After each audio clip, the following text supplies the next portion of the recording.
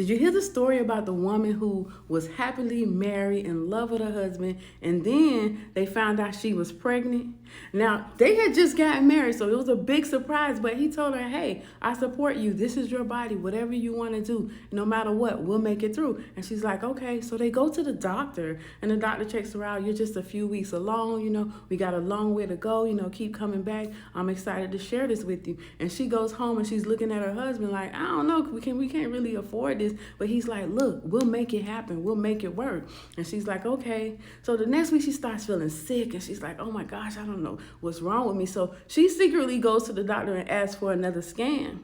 And when the doctors come back in with the results, they tell her that her baby has Down syndrome. And she's like, what? Down syndrome? We already don't have no money right now. Ain't no way we can take care of a special needs child. And she tells the doctor immediately, I want to get rid of it. And the doctor's like, wait a minute, here's some phone numbers, here's some people to call, here's some resources. She's like, no, this is not happening. I'm not having a baby with Down syndrome. So she goes home and she tells her husband, I talked to the doctor and I want to have one more scan. She didn't tell him that scan was actually a procedure for, getting rid of the baby.